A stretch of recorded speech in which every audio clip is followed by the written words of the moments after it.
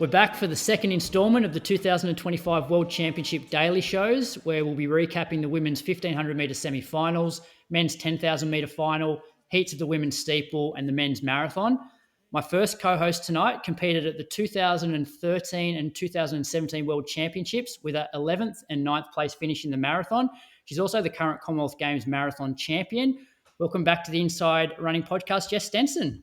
Thanks, Brad. I'm excited to be here to chat about this. It's been a pretty exciting day of aths. Yeah, did this morning's marathon inspire you to get stuck into another marathon block? It really did, actually. I was so engaged. Usually I wouldn't have had it playing just with the school drop-off and everything, but I knew with tonight I needed to be on it. So I just sort of had it streaming the whole time. And yeah, when it got to the final sort of K or so, we'll obviously go into more detail later, but I was really up and about. And yeah, it does motivate you to get stuck into the next block for sure. Yeah. And how have you pulled up since Sydney? Yeah, luckily I can run normally again now. It took 11 days. I tried to go for my first jog a week later, and it felt like the final 500 metres of the marathon again. Like I just had no bounce in my quads. It felt really heavy. And then the next one a couple of days later was slightly better. And then, by 11 days post, I could actually spring again. I had spring back in my stride. So that's such a nice feeling. I was worried there. It might be a very long road back to feeling normal. Is this the worst you've pulled up from a marathon? It is, yeah. I've pulled up sore from hilly marathons, but it's usually by a week later, I'm feeling pretty normal again. My toenails, surprisingly, were really good this time around, which was nice. It was just my muscles that copped a hammering. Yeah. And how long will you give it until sort of you get back into the marathon grind? It's tricky because we've got Adelaide City Bay Fun Run this weekend, which is always a big event on the South Australian running calendar, but I won't be able to race that properly. I'm even thinking of running with my husband, Dylan. We'll just see. I'll have a chat to Adam, but either way, it's probably going to be my first real session. So I'll have to treat it like a tempo or a bit of threshold. I'll just see how I feel out there, but don't want to do anything silly because I obviously have had some injuries and I really want to spend the next month focusing on rehab of those just so that I can go into my next block clear of injury. Yeah, makes sense. All right, my other co-host, he represented Australia at the Tokyo Olympics. He's the 9th fastest Australian 1,500 metre runner and 6th fastest miler of all time with PBs of 3:33 and 3:49 respectively. He's also part of the Team Telford training squad, which includes Cam Myers. Welcome back to the Inside Running Podcast, Jai Edwards. Thanks, Crokes. Good to be here. It's been a while since my. It has been a while. I can't remember when we had you on last, but before we recap the World Champs results, I'd love to get a bit of an update from yourself. So I look back through your world athletics profile, and the last couple of years don't look great. You ran 3:34 at the Crest in February last year, which was a great run. But obviously didn't miss the Olympics. But then there's been no races up until May this year where you ran a 3:35 in Poland and nothing since then. So, yeah, what's been happening the last year and a half or so? Yeah, so I guess those who sort of know me have known that I've been pretty injury plagued over the last, honestly, it's kind of been 7 or 8 years now. And, no injury sort of gets, it all gets, I don't know, just the whole process to redo it again and again gets so tough, and it doesn't get any easier is kind of what I'm trying to say. You go through that whole, process of knowing what the injury is and kind of succumbing to it, and going through the whole process of rehab and recovery, etc. So it's always tough to go through that again and again. But yeah, so I was coming back last year, the start of 2024, and I was stringing some good training together finally, and started to race. We started in, I think it was just before Maury Plant. I opened up in Adelaide, actually it was the Adelaide Classic there, and sort of opened up, I think it was about 3:36. Ran a bit better the next week at Maury Plant with a mile, not great. And then, as you said, ran 3:34 at the Crest. So I was starting to come into some shape there. But unfortunately, straight after that, it was literally that race that night. I did a fair bit of damage to my Achilles, and again just went through that whole process again. Had to get some PRP injections there. It essentially just wiped out most of my season. I tried to come back, and then I had some issues with the back of my knee. We thought it was a Baker's cyst at first, and then it turned out just to be some fluid around my hamstring tendons. It was a really strange one, and then that kind of wrote off the rest of that season. And as we know, you just need, it's hard to get stuck in that cycle again, and you try to get back as quickly as you can, and then just get re-injured. So, and that kind of, gave me some time to reflect, and I wanted to try and do things a little bit differently. And I was stringing some decent training together towards the end of the year, and just before the domestic season started up again, I started to get a bit sore in my calf, and then that sort of eventuated. I missed the rest of the domestic season. Got on top of that again, got over to Europe, had a month in Flagstaff, which was great, in sort of May. I was with Cam and a few of the other Aussie athletes. That was fantastic. Went over to Europe to start my European campaign. First race was Poland, as you said. Ran 3:35 high, which wasn't a bad sort of open to the season. And it's kind of good now that was sort of looked at as a slightly disappointing result. And then a few days after that, started to get a pain sort of top of my femur into my pelvis. Got a scan with that and turned out to be osteitis pubis, and tried so hard to get on top of it. Had some more PRP into my pelvis to get that right, and just couldn't get it right in time. So I decided to come home. How do you do it? Because like injuries suck, even for somebody like myself, but like I'm not at your level. Like since I've known you, you haven't strung together more than probably like 6 months of training. And so the times that you're running off 6 months of training, you must think to yourself, what could I actually do if I could string together even a year? Like I have no doubt, like you could probably break the Australian record off a year's training because of what you've been able to do off, 6 months max. Like how do you cope mentally with that? Yeah, it's really tough. Like it sucks because you always have this sort of optimism, like this is going to be the time, and I've tried to change things a little bit, and I'm still almost searching for what is going to work best for me. And I know if I can try and get back now, I think it's just going to have to look completely different to, I can't go down to just a general running week. Like, I'm going to have to do things a lot differently to what normal runners do. And I guess I just got to keep experimenting. Yeah, but it also kind of excites me because I think that if I can get that training together, then I think I should be able to see some good results. And as we know in this game, it's just consistent training for weeks and months on end. But yeah, I'm sort of excited. It's been a shame that so many years have sort of been wasted away. And as I mentioned earlier, it's almost like you get stuck in this vicious cycle where you get injured and you sort of are trying hard to get back quickly. And I cross-train quite hard to stay fit.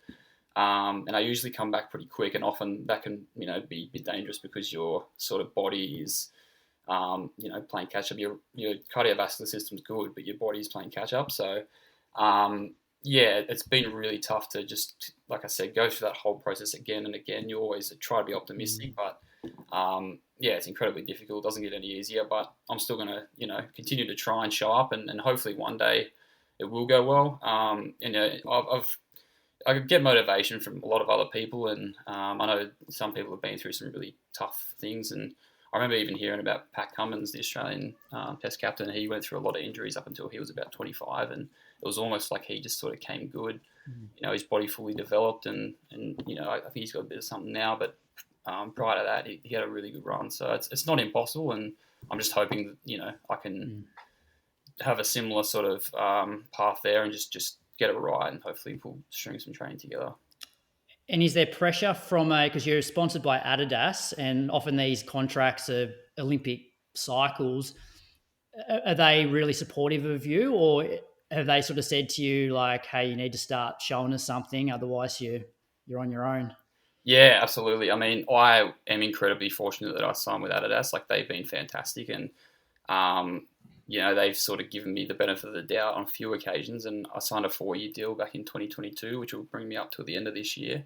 But they've been really supportive, because I think I've sort of, I guess, shown glimpses, but a lot of brands, it's all business, and they can just sort of get rid of you at any time, like if you're not performing, and I completely understand that side of it. I've also got a little side deal with Harvey Norman as well, who's been fantastic, like just so supportive, and they just want me to do well as well. And I feel terrible, because it's like I really want to perform for them, like the amount they do for me. You just want to, be able to show like what you're capable of, I guess. And yeah, it's been extremely disappointing, and I feel a bit bad for that. But just got to keep trying to show up, and hopefully one day it'll turn. Yeah. And my last question before we get into World Champs talk is obviously your training partner, Cam, like you've seen him sort of develop over the last few years. What are your thoughts on his development? But in particular, like when he has these interviews after major races now, and it's like, oh, who did you look up to, and who inspired you? And often he's mentioning like you and Rory. Like, how does that make you feel that he's one of the guys now that's got all these headlines, and he's you're part of the reason for that? Yeah, it's funny like hearing that, because I still almost, I guess, just from lack of competing, feel kind of youngish myself still in a way. And then so to hear that, it is really nice, of course. And yeah, it's funny because whilst he sort of, I guess, looks at it that way, I also get a lot of inspiration from him being a young guy. And I've just been astounded by his like maturity at a 19 years of age. Like he's just so level-headed, and doesn't panic, and he just trains at a very just a responsible level. Like he doesn't do anything outrageous in training generally, but it's just good solid work. And that sort of helps me a lot in that. I guess from where I came from, like I sort of was brought up just trying to train as hard as I could, essentially, and that took me a while to sort of wrap my head around that it's not really about that at all. It's just about consuming or just consolidating plenty of weeks and months and putting them together. So yeah, that's given me a lot of inspiration too. But yeah, it's great that we get to train together, and we have a really good training environment under Dick, and obviously in Canberra it's a great place to run. So I'm very fortunate with the squad we have around us. Yeah. All right, let's get into some World Champs talk. So we'll kick off, I reckon, with the women's 1500. So they had their semis last night.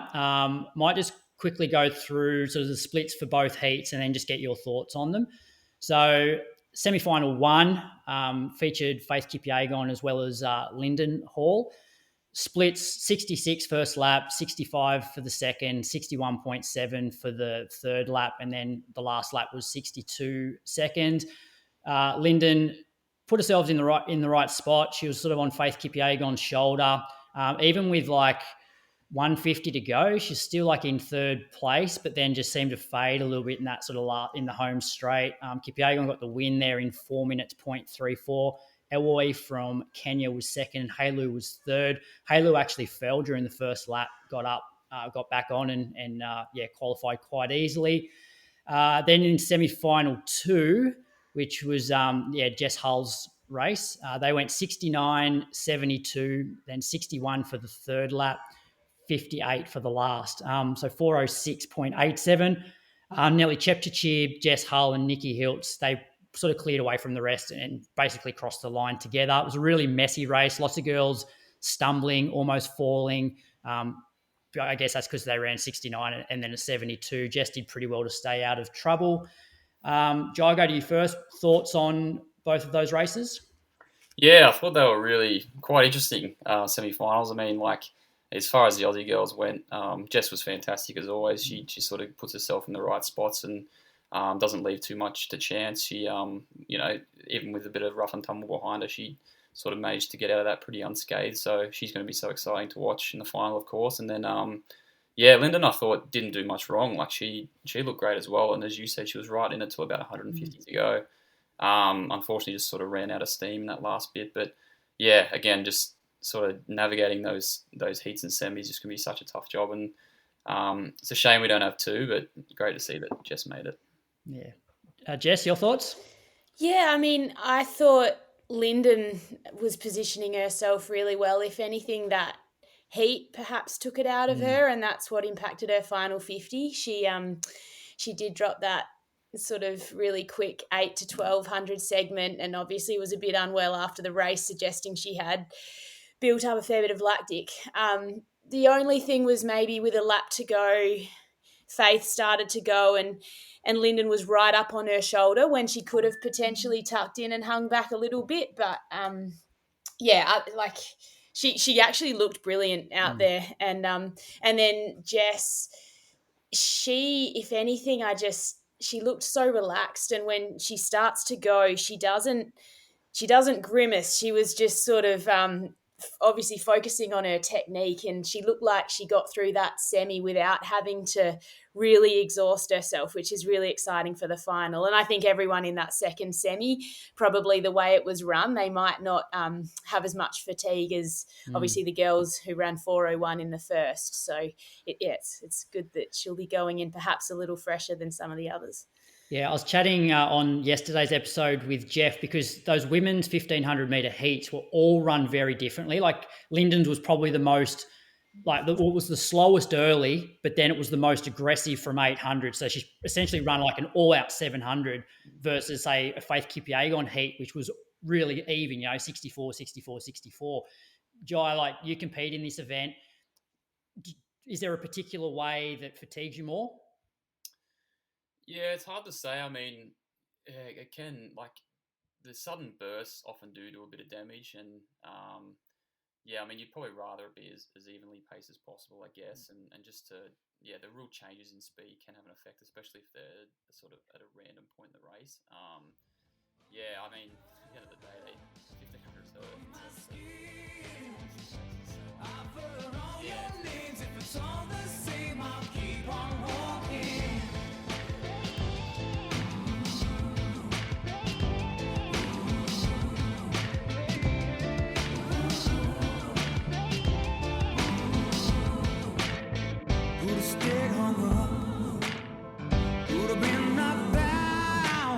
But here I stand, a man whose roots he understands, and I'm gonna hold my head up high. I was told as a young man, doesn't matter if you're white or black. Just show love to everyone you meet. Doesn't matter if it don't